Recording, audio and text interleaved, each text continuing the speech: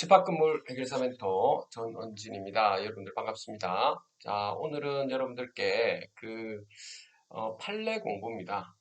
제가 매달 이렇게 15일마다 이렇게 미리미리 말씀드렸는데, 한 달 정도 제가 이런 부분을 전혀 말씀을 못 드렸네요.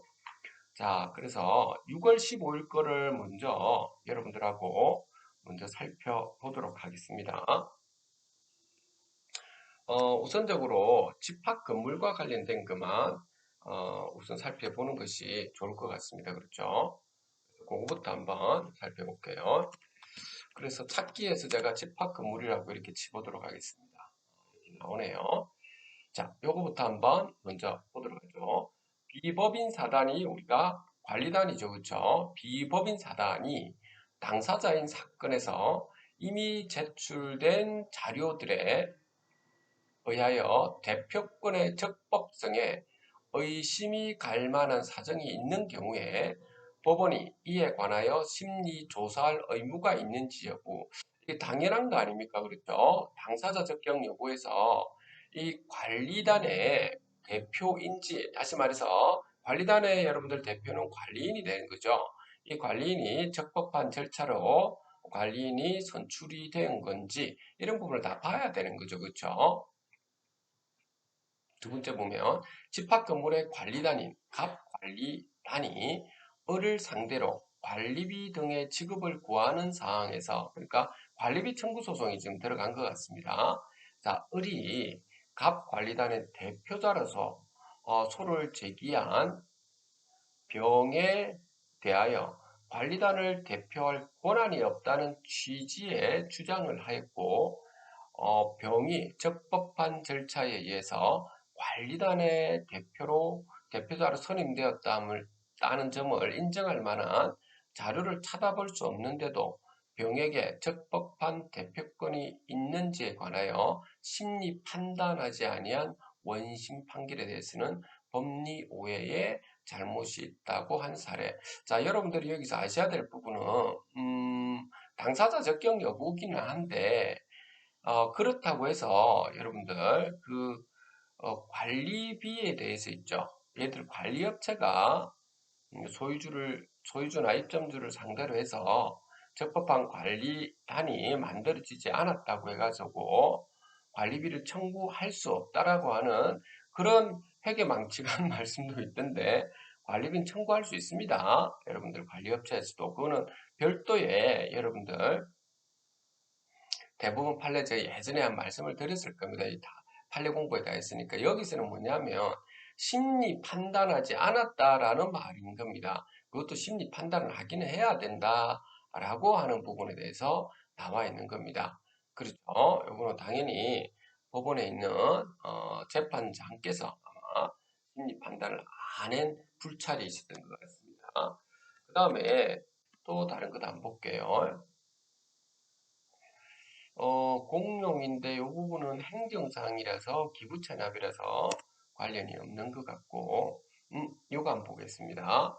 공동주택관리법에 위반되어 있는 사항입니다. 요거는 공동주택관리법은 집합 건물과 별개로 여러분들 아파트에 대해서 한해서 내가 말씀드리는 겁니다. 이거 주택단지의 입주자 등의 생활 복리를 위한 공동시설인 근린생활시설이 구주택법 제2조 제12호 제14호 가목 구주택법 시행령 제7조에서 정한 복리시설에 해당하는지 여부 이렇게 해놨죠.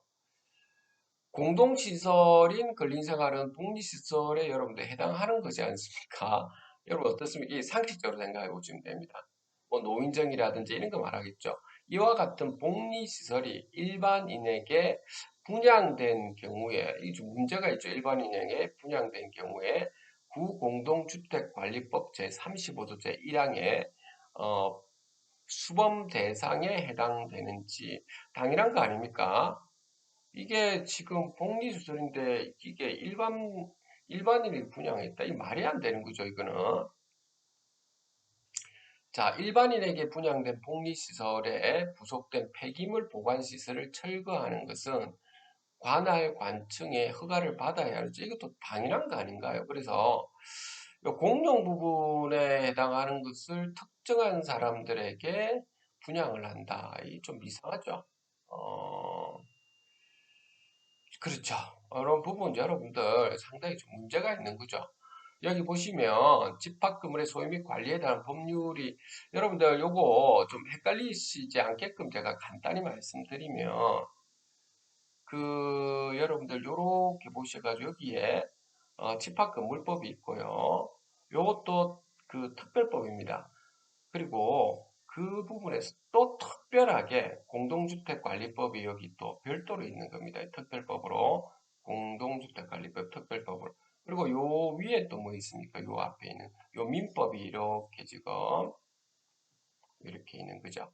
알겠죠? 요렇게 여러분들이 구조를 가져가는 겁니다. 포함관계를 본다면 그렇다는 겁니다. 자, 요 정도 말씀을 좀 드리고, 자, 그래서 우리 집합 건물에 대해서는 요 정도입니다. 그 외에 한번 좀 살펴보도록 하겠습니다. 빨리 한번 맨 앞에부터 꼭 필요한 것들을 한번 보도록 하겠습니다. 소송 비용액 이 부분은 여러분들 별 그런 거 없어서 제가 넘어가도록 할게요. 당연히 소송 비용이 확정이 되면 줘야 되는 거죠. 주주총회 소집 허가 요거는 한번 잠깐 보겠습니다. 영리법인에 대해서만 이제 살펴보는 거. 비영리법인인 우리 관리단하고 관련은 없습니다. 여러분들 영리법인에서 말하는 겁니다. 소수 주주가 상법 제366조에 따라서 주주총회 소집 허가 신청을 하는 경우 소수 주주가 소집 총회 소집 허가 신청을 하는 경우에 정관에서 주주총회 결의사항으로 규정하지 않은 대표이사. 자, 요거 보십시오. 정관에서 주주총회 결의사항으로 규정하지 않은 그 대표이사의 선임 및 해임을 회의 목적으로 할 수 있는지 여부 해놨죠. 그러니까 정관에다가 규정해 놔면 이런 부분의 회의 목적 사항으로 지금 들어갈 수가 있는데 정관에 이런 그 사항이 없었을 때에는 있죠. 상법에서 정한대로 해야 되고 이게 상법에서는 이런 부분이 나와 있지 않는 거죠. 그렇기 때문에 주주총회에서 이 대표이사의 선임 및 해임이라는 회의 목적 사항으로는 할 수가 없는 거죠. 주주총회 소집 허가. 그런데도 또 법원에다가 신청을 해가지고 하면 이게 뭐 당연히 이게 패소하는 거죠. 이제 이런 부분이요. 그 다음에 그 손해배상이라고 해놨습니다. 손해배상. 여기서는 손해배상은 행정에 관련된 부분에 어떠한 행정처분이 항고소송에서 취소된 경우라고 했습니다. 취소됐으니까 그 기판력으로 곧바로 국가배상이 인정되는지 여부 이렇게 되어져 있죠. 요 국가배상이 인정되는지는 아니죠. 그러니까 이게 손해배상이라고 하는 부분은 상당히 좀 까다롭지 않습니까? 그렇죠? 그러니까 이게 손해배상이라는 부분은 여러분들 크게 우리가 그 네 가지를 볼 수가 있거든요. 네 가지를 잠깐 한번 제가 한번 요 말씀을 드리면 여러분들 요거는 아셔야 될 겁니다. 첫 번째로는 뭐죠? 그 귀책 사유가 있는지 명확한 귀책 사유가 있어야 됩니다. 명확해야 됩니다. 이거 귀책 사유가 이게 지금 불명확한 귀책 사유를 가지고 손해배상 청구를 하면 안 되는 겁니다. 두 번째 다 만족해야 됩니다. 두 번째는 위법성이 있는지 법률에 위법한지 아닌지 이걸 명확하게 좀 보셔야 됩니다. 위법성. 또 세 번째 뭐였죠 우리가? 그렇죠. 그래서 세 번째 이런 귀책 사유와 위법성이 명확하게 된다면 그에 따른 손해발생이 있었는지라고 하는 겁니다. 그런데 귀책 사유와 위법성이 명확하지 않은데 손해배상 이거하고 관련이 없다는 것. 1번, 2번, 3번, 4번까지 다 만족해. 4번째는 뭐죠? 인과관계. 인과관계라고 하는 것은 여러분들 간접적인 관계가 아니고 직접적인 관계가 있어야 된다라고 하는 겁니다. 예를 들어서 여러분들이 있는 영업장이 있는데 영업장에 누군가가 쳐들어와 가지고 막 방해하고 여러분들 영업장 말하는 거 영업장 내에 방해하고 하는 것은 직접적인 관계가 있기 때문에 인과관계가 명확한데 그게 아니고 다른 뭐 이유로 해가지고 이렇게 일어나가지고 여러분들 피해 입은 거는 직접적인 연관관계가 있지 않기 때문에 인과관계가 성립될 가능성이 좀 희박하다라고 하는 부분도 있습니다.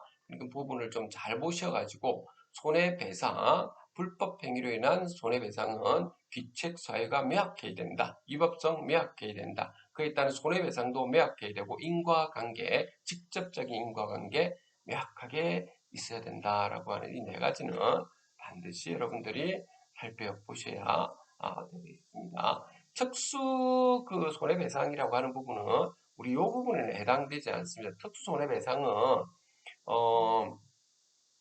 그 뭐 원자력 발전이라든지 이런 거 있죠. 공작물이라든지 환경 관련된 이러한 피해를 입었을 때는 그때는 뭐가 되겠습니까? 당연히 그 원자력이라든지 환경이라든지 공작물로 인해서 일어난 특수한 피해 같은 경우는 가해자 측에서 그거는 입증을 해야 되는 거죠. 그 외에는 있죠, 여러분들. 일반적으로 피해자 측에서 명확하게 좀 보셔야 된다는 겁니다. 그 다음에 여러분들 이게 구상금 이거 있죠. 구상금 청구 있는데 구상금 청구에서 여기 보시면 이게 요거죠. 구상금과 변제자 대위권이 전혀 다른 별개의 권리가 되는 거죠. 변제자 대위권하고는 구상금하고는. 그런데 이거를 구상금인지 변제자 대위권인지 헷갈리게 해가지고 판결을 법리 오해했다. 이제 이렇게 했던 부분이 있네요. 여기 한번 잠깐 볼게요. 채무를 변제할 이익이 있는 자가 채무를 대위 변제한 경우에 통상 채무자에 대하여 구상권을 가짐과 동시에 민법 제481조에 따라서 당연히 채권자를 대위하게 되나 이러한 구상권과 그 변제자 대위권은 내용이 전혀 다른 별개의 권리다라고 했죠. 자, 이 보면 이는 보험자가 제3자의 행위로 인해서 발생한 손해에 관해서 보험금을 지급하는 경우에 그 지급금의 한도에서 피보험자 등의 제3자에 대한 권리를 그대로 취득함을 규정한 상법 제682조의 보험자 대위권은 마찬가지다. 이렇게 이 변제자 대위권에 대해서 설명이 들어가는 거죠. 이거는 변제자 대위권이다라고 하는 부분입니다. 보험자 대위권이 그러니까 이 부분이 좀 헷갈렸다라고 하는 거죠. 뭐 이게저게 뭐가 중요하냐 하는데 이렇게 소송을 할 때는 이게 좀 중요한 사항이라서 이렇게 난 것 같습니다. 그 다음에 이 부분은 있죠. 그 분양 대금 반환 이게는 여러분들 이게 좀 많이 일어나죠. 이런 부분에 대해서는 분양 대금 반환이라고 해놨네요. 지금 불법 행위로 인해서 손해배상 사건에서 피해자에게 손해 발생이라든지 확대에 관하여 과실이 있거나 가해자의 책임을 제한할 사유가 있는 경우 배상 책임의 범위를 정할 때 이를 참작해야 하는지 여부 그렇죠. 근데 이제 뭐 이게 좀 너무 이제 이게 뭐라고 할까요? 추상적으로 섞여 있는데 그 여기 잠깐만 볼게요. 갑 주식회사가 을 지방단체 그에게 채무 부담의 원인이 될 수 있는 합의를 하면서 합의를 했다는 겁니다. 지방의회 의결을 거칠 필요 없다는 을 자치단체 소속 공무원의 답변에 따라서 이게 또 문제죠. 절차를 거치지 않고 왜 이렇게는 모르겠네요. 별도의 확인 절차 없이 을 지방자치단체와 합의를 나 있는데 위 합의가 강행 규정 위반으로 무효가 돼요. 그렇죠. 이게 그 계약에 따른 위반은 뭐냐면 손해배상이긴 한데 그거는 그 채무 불이행에 따라서 일어나는 거고 근데 강행 규정 위반이기 때문에 우리는 불법 행위로 들어간다 이 말이네요. 그래서 가압회사에 손해가 발생하자 그 가압회사가 을지방단체 등을 상대로 손해배상을 구한 사안에서 손해의 공평한 분담의 관점에서 을지방단체의 책임을 제한할 필요가 인정되는데도 을지방단체의 책임을 전혀 제한하지 아니한 원심의 판단에서 좀 문제가 있다라고 지금 되어 있습니다. 그러니까 손해배상이 어디까지가 손해배상인지 이런 부분을 아주 명확하게 좀 살펴봐야 되는 부분이었다는 겁니다. 한번 이 부분은 여러분들 한번 꼭 필요한 부분 한번 요 부분만 볼게요. 계약의 체결 절차가 법령에서 정한 강행 규정에 위반되어 계약의 효력이 부인되는 경우에는 특별한 사정이 없는 한 그 계약의 과실이나 기책 사유가 당사자 모두에게 있다고 보험이 합리적이다라고 하는 겁니다. 근데 가압회사에도 지방의회 의결 없이 체결되는 위 합의가 무효임을 모른 데 대하여 사회통신의 성실의 원칙상 공동생활상 요구되는 약한 정도의 부주의가 인정되는 점이다. 다시 말해서 요 가압회사도 문제가 있다 하면서 이렇게 지금 나오네. 그러니까 그만큼 손해배상이라는 부분이 제가 말씀은 어떻다는 겁니까? 불법행위 손해배상 까다롭다라고 하는 걸 제가 말씀드리는 겁니다. 그 다음에 요 임금 부분이네요. 임금 부분은 여러분들이 근로기준법을 좀 지켜나가도록 좀 해주도록 해야 됩니다. 그러니까 이게 웬만하면 있죠. 여러분들 노무사 꼭 이게 그러니까 그런 경우는 없을 텐데 그냥 법률에 따라가 해주면 통상 임금이냐 아니냐 하는 부분이 있죠. 이런 부분이 크게 염려될 부분은 아닌데 이제 퇴직금 산정할 때 좀 여러분 문제가 있을 수는 있는데 그런 부분에서도 여러분들이 노무사랑 같이 협의를 꼭 하셔가지고 마무리를 좀 하시면 됩니다. 그리고 되도록이면 저는 그렇게 생각합니다.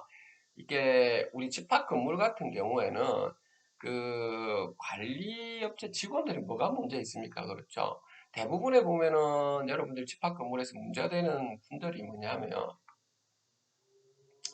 소유자들끼리 막 싸우는 거죠. 소유자들끼리 서로 간에 막 싸워가지고 난리법석 지어가지고 이렇게 되는 거죠. 물론 요 소유자들 중에서 있죠. 어떤 또는 관리단에서 소유자의 어떤 단체인 관리단에서 어떤 불법적으로 있죠. 불법적으로 이게 관리업체에 있는 직원들한테 요 업체 직원들한테 뭐 지시라든지 이런 부분을 해서 이분들이 또 불법적으로 행사하는 경우도 있을 수는 있습니다. 있을 수는 있는데 이렇다 하더라도 있죠. 여러분들 이게 누가 문제인 겁니까? 물론 이분들도 문제가 있어요. 왜냐하면 주택관리사 자격증이나 이런 분들이 있는데 이게 시설팀이든 그런데 부당한 것을 이렇게 지시를 받은 것도 그대로 하면 안 되죠. 어떻게 해야 됩니까? 이거는 잘못된 겁니다. 라고 말씀을 드려야 되죠. 그렇죠. 그런데도 그냥 무조건 따라서 하는 것도 문제가 있는 겁니다. 이것도 문제가 있기는 한데 근본적으로는 여러분들 이게 관리단에 있는 관리인과 관리위원회에서 는 여러분들 적법한 절차로 여러분들이 항상 이렇게 좀 하시기를 제가 부탁을 좀 드립니다. 늘 여러분들이 그런 점을 명심해 두시길 바랍니다. 자, 넘어가도록 하겠습니다. 그래서 요거 임금 부분은 여러분들 직원분들에 대해서는 뭐 이런 걸 가지고 너무 말이죠. 후려치기 한다든지 이렇게 하는 건 좀 문제가 있다라고 하는 겁니다. 제가 예전에 유튜브에서 제가 늘 말씀드렸던 직원이 꼭 필요 없는 직원이 있다면 한 명을 줄이는 거는 좋아요. 두 명 해야 될 거 한 명. 그러면 한 명이 두 명 해야 될 일이 좀 더 감당이 좀 더 많아지면 월급을 좀 더 올려드리라는 겁니다. 그래도 두 명 해야 될 거를 한 명이 하게 되면 조금 더 업무 부하가 늘어나지 않습니까? 좀 그런 부분은 기본적인 여러분들이 이렇게 상식적인 거 아닌가요? 어? 넘어가겠습니다. 그 다음에 요거는 기부 찬압 부분이네요. 기부 찬압의 법적 성질 및 지방단체와 상인인 기부자 사이에 체결된 기부 찬압 약정에 근거한 채권에 5년의 상사 소멸 시간 소멸 기간이 적용되는지 당연히 적용되죠. 이런 부분은 기부 찬압. 그런데 요거 한번 보면 갑 주식회사가 을 지방단체와 체결한 주차장에 관한 기부차납 약정을 이행하기 위해서 주차장을 설치하였는데 그러니까 을 주식회사에 을 지방자치단체에다가 기부차납했네요. 주차장에 관해서. 근데 이후 주민들이 무상으로 주차장을 사용하고 있는데 을지방단체가 갑 회사를 상대로 주차장에 대한 소유권 이전을 해달라. 이제 기부 체납됐으니까 하자. 갑 회사가 을지방단체의 소유권 이전 등기 청구권이 소멸되었다라고 해서 항변한 사항이다라고 하는 건데 여러분들은 어떻습니까? 이거는 아니죠. 왜냐하면 그 여기 보시면 주차장에 대해서 기부 체납을 했으면 그러면 지금 을지방단체에서 있죠. 이용하기 위해서 그 체결한 기부 체납을 이행하기 위해서 주차장을 설치하였죠. 그러면 여기 보시면 을지방단체 직접 또는 관리 위탁을 통해 주차장을 유지 관리를 했는 그러니까 주차장 그러니까 을지방단체에서 관리 보존을 해왔다는 거죠. 그러면 이게 어떻게 소멸시효가 된다는 이 말이 안 되는 소리죠. 이거 어떻습니까? 이게 당연한 거 아닌가요? 그런데 이게 뭐 당연하지 않다라는 것도 좀 이상하네요. 자, 넘어갈게요. 당연하지 않은 게 아니고 그래 법리 오해했다. 그러니까 아마 재판장님이 아마 그때 좀 더 알 텐데 아마 너무 깊이 있게 생각하신 것 같아요. 요거 물건의 점유 이걸 한번 살펴봅시다. 물건의 점유라는 것은 사회관념상 어떤 사람이 사실적으로 지배하고 있는 객관적 상태, 요 객관적 상태가 중요하다 이 말입니다. 객관적 상태. 요거 사실적 지배라고 하는 부분도 중요하죠. 사실적 지배라는 반드시 물건을 물리적, 현실적으로 지배하는 것만을 의미하는 건 아니죠. 그 인정 여부는 물건과 사람 사이의 시간, 즉 공간적 관계와 본권 관계, 타인 지배의 배제 가능성을 고려해야 된다. 그러니까 전체를 한번 살펴보겠다라고 하는 부분입니다. 참고적으로 좀 그러니까 법률이라고 하는 것은 제가 말씀은 있죠. 명확한 정의는 있죠. 없다라고 이게 사실상 지배를 말하는 것으로서 해놨는데 여기 제가 말씀은 명확하다 이게 좀 말이 좀 이상하네요. 사실적으로 지배하고 있는 객관적 상태인데 제가 볼 때 이 말인 것 같아요. 사실적으로 지배하고 있는 객관적 상태가 뭐야? 이렇게 들어가는 거죠. 그러니까 이 부분에 대해서는 좀 더 명확하게 또 한번 정의를 좀 살펴봐야 된다라고 하는 겁니다. 그 다음에 여러분들 여기 뭐 소유권 이전 나와 있죠. 소유권 이전 등기 부분은 나와 있는데 계약 명의자인 명의 수탁자가 아니라 명의 신탁자에게 계약에 따른 법률 효과를 기속시킬 의도로 계약을 체결한 사정이 있는 경우에는 명의 신탁 관계는 제3자 등기 명의 신탁으로 보아야 되죠. 이게 무슨 말이냐면 여러분들 이런 부분은 좀 이게 반드시 하셔야 됩니다. 요 A라는 분이 있습니다. A라는 분, 요 B라는 분이 있는데 사실은 A, B 사이에 계약을 했고 여기 매도자고 B가 여기가 매수자인데 매수자 있습니다. 근데 이분이 돈을 주고 받는 거 이분이 다 계약을 다 체결했는데 하다가 자기 아내한테 그냥 아내 이름으로 명의를 갖다가 했다는 겁니다. 그러다 또 아내가 자기 아들 이름으로 다시 명의를 이렇게 넘겨주고 하는 부분이죠. 어, 이제 이 부분입니다. 그러니까 이렇게 되는 것도 어쨌든 이분이 지금 다 있죠. 본인에 있는 재산 가지고 했기 때문에 실질적으로는 제3자 간 명의 신탁, 등기 명의 신탁은 맞은 거죠. 이걸 아니라고 또 할 수는 없는 거지 않습니까? 명확하게 좀, 이 부분은 좀 들어가셔야 됩니다. 좀 애매한 경우는,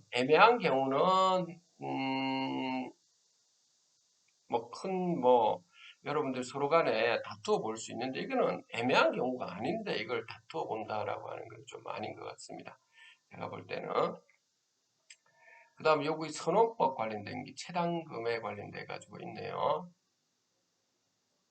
채당금에서도 보면 지금 선원법 있죠. 선원법 제56조에 따라서 가입한 선박 소유자가 가입한 보험금 등에 대해 정한 가입 기간 안에 선박 소유자의 파산 등 대통령으로 정하는 사유가 발생한 경우 취급의 대상이 되는 임금과 퇴직금의 퇴직한 선언에 해당 가입 기간 전에 제공한 근로의 대가에 해당하는 부분도 포함되는지 여부. 그러니까 선언법에 이게 있으면 여러분 포함되는 거죠. 이런 부분만 여러분들 좀 잘 보면 되겠습니다. 뭐 그렇게 해주면 되니까요. 그런 부분은. 그 다음에 이게 보십시오. 이게 상당 인과관계가 반드시 있어야 된다 이런 부분입니다. 예탁금 관련돼 가지고도 뭐 있네요. 이게 상당 인과관계 유무는 여기 있네요. 상당 인과관계 이런 것들. 결과 발생의 개연성, 위법 행위의 태양, 그 다음 비침의 이익의 성질을 종합적으로 판단해야 된다. 그러니까 상당히 좀 까다롭다 이 말을 좀 하고 있네요. 자, 해금과 관련된 문제인 것 같습니다. 배당 이익에 대해서도 좀 나오네요. 근로기준법 관련돼 가지고 이거 보면 임금 및 퇴직금 채권자가 배당 요구를 하는 경우에 그 자격을 소명하는 그 붙여야 하는 당연한 거 아닙니까? 배당 요구서에 그 자격을 소명하는 걸 붙여야 되죠. 그러니까 절차에 맞춰 나가면 되는 거죠.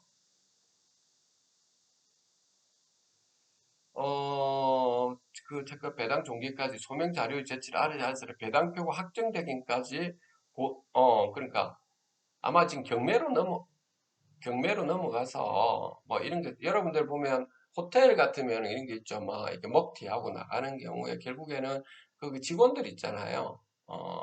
회생 신청하고 이렇게 배당을 받는다든지 파산하고 이럴 때 보면 우선 배당을 받을 수 있는 거죠. 그렇죠. 직원들은.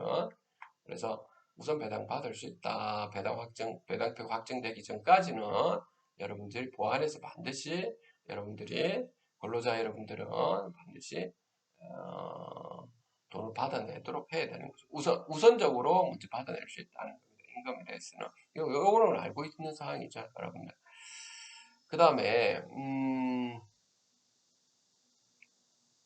영업 양수도 계약인데, 양수 변제 책임 소멸하는지, 이렇게 해놨는데, 그, 요 부분은 영업분들 손해배상인데, 영업권과 관련된 거니까, 여러분들이 한번 그냥 살펴보시면 되겠습니다. 근데 일반적으로 이런 걸 속여가면서 하는 경우는 참 문제 있는 사람들이죠. 어쨌든. 그 다음에 아까 제가 이게 말씀드린 것 같고, 좀 빨리 좀 넘어갈게요. 이게 너무 많네요. 그렇죠? 가압류, 채권자가 항고를 통해서 취소를 구하는 원래 가압류 결정의 기한, 가압류 등기가 이미 말소되었으나, 가압류 등기가 이미 말소되었으나, 가압류 취소 결정을 취소하는 항고 법원의 결정을 집행하는 것이 불가능한 경우가 아닌 경우에 항고 이익이 당연한 거 아닙니까? 음. 불가능한 경우 항고 법원의 결정을 집행하는 그 말은 이게 불가능하다 이 말은 어떤 물건이 있죠. 그 가압류를 낸 그 물건이 있을 텐데 그게 갑자기 사라졌다든지 이런 것이 아닌 이상은 뭐 이익은 있는 거죠. 물론 쓸데없는 것이다라고 해서 아마 여기서는 아마 재판장님께서나 아마 이렇게 한 것 같습니다. 굉장히 원칙적으로 들어가죠. 이거 보면 가압류. 자, 그 다음에 손해배상. 이게 뭐 손해배상만 이게 손해배상이라고 하는 것이 이게 참 그렇죠. 자, 그 다음에 일반 행정입니다. 행정 부분인데 거짓 광고와 관련돼 가지고 명령 등 그 처분 취소 청구해소 이렇게 났네요. 그러니까 이게 웬만하면 있죠. 여러분들 이게 그 구청이라든지 각 그 관공서에 좀 틀에 맞춰서 여러분들 웬만하면 해주세요. 그 틀에 안 맞춰서 하면 훨씬 더 여러분들 영업이익을 잘 낼 수 있다라고 이렇게 하시는 건 좀 착각이라 봅니다. 괜히 힘들어지지 않습니까? 이런 부분요. 그래서 요거는 넘어가겠습니다. 상수도 관련돼 가지고 있네. 채무부존재하기. 그 뭐 당연히 이거는 상수도 원인자 부담금, 수익자 부담을 해야 되는 거죠. 뭐 그런 이야기인데 뭐 쭉 나와 있네요. 그다음 업무정지 처분 취소 청구해소 해놨네요. 이런 부분은 속임수나 그 밖의 부당한 방법으로 보험자에게 요양급여 비용을 부담하게 한 요양기간이 폐업했다. 자, 이거 볼게요. 요양기간이 폐업했네요. 그래서 그리고 난 다음에 폐업 후에 새로 법인을 만들어 가지고 요양기간을 개설했죠. 업무 정지할 수 있는 업무 정지할 수 없는 거죠. 그래서 이게 이게 전 세계 좀 우리 문제긴 한데 여러분들 그래서 조심하시라고 했잖아요. 영리법인이든 어떤 것이든 간에 법인을 갖다 특히 영리법인도 그렇고 법인을 만들어서 있죠. 여기에 위임을 여러분들 막 이렇게 받아가지고 이 사람들이 먹튀하고 또 어떻게 합니까? 날라버리는 거. 또 새로운 또 법인을 만들고. 그러니까 여러분들은 그러면 여기에 있는 소유자 여러분들은 뭐가 됩니까? 돈 줘! 이랬는데 돈을 못 받아내는 경우가 비일비재하죠. 그렇기 때문에 3개월 이상 일단 돈이 안 주면 어떻게 해야 된다고 제가 말씀드렸습니까? 채권 추심 들어가라고 말씀드렸고, 채권 추심. 음? 반드시 이렇게 말씀드렸으면 채권 추심 및 압류로 해가 들어가고 또 두 번째 뭐 별도로 이제 명도소송 있죠. 인도소송. 명도소송은 또 별도로 좀 하시라고 하는 거고. 근데 제일 중요한 거는 제가 누누이 예전에 계속 말씀드릴 건데 처음 여러분들 계약을 할 때 여러분들 이때 계약을 할 때 어떻게 해야 된다고 제가 말씀을 드렸습니까? 그렇죠. 보증금은 있죠. 최소 금액이 최소 5개월 이상이랑 관리비 5개월 이상 보증금을 넣고 있죠. 그리고 재소준하의 조서를 반드시 하시라고 했잖아요. 재소준하의 조서. 이거. 이런 것이 안 들어갔을 때, 이런 부분이 만약에 안 들어가게 되면 계약을 무효로 하도록 하고, 계약 무효, 그리고 위약금을 주도록 이렇게 반드시 넣으시라고 했잖아요, 이게. 재소전화에 조사하는 이유는 뭐라고 했습니까? 명도소송을 바로 여러분 소송을 안 해도 된다는 점주이전 금지가 처분이라든지 명도소송을 안 해도 되고 바로 집행을 바로 하면 되는 상황이기 때문에 얼마 돈이 안 들어간다 했잖아요. 많아봤자 뭐 여러분 호실 하나에 10만 원 들어갑니까? 명도소송하고 이러면 뭐 하자는 겁니까? 그렇죠? 그러니까 계속 옛날부터 제가 계속 말씀드렸습니다, 여러분들. 제발 여러분들.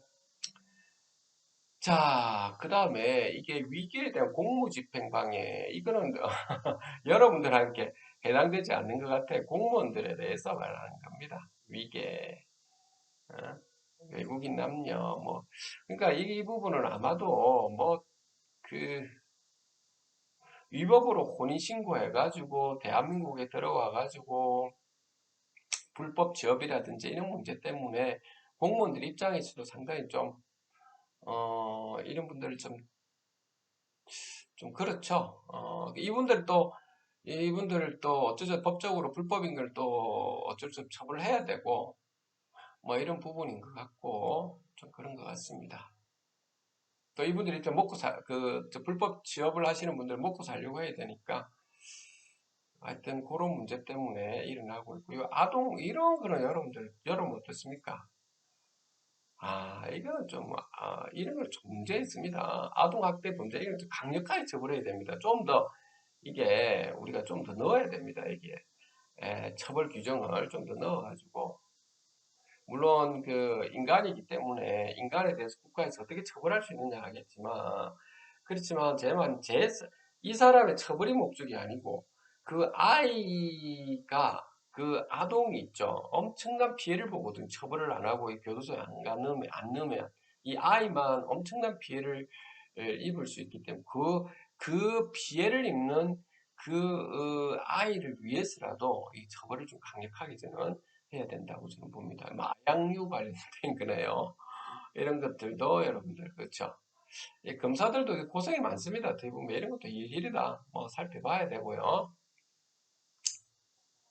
넘어가겠습니다. 그 다음 요것도 보십시오. 뭐 특정 범죄 가중처벌 해가지고 요 자동차 관련돼 가지고 또 뭐 일어나고 있네요. 요거를 넘어가겠습니다. 공동주택. 자, 이렇게 되어 있습니다. 자, 그래서 오늘은 제가 여러분들께 쭉 원래대로 자, 판례 공부 6월 15일자를 했습니다. 그쵸?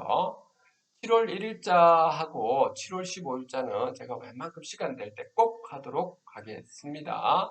자, 오늘 여기까지 하겠습니다. 집합근무를 해결사 멘토 전원진이었습니다. 감사합니다.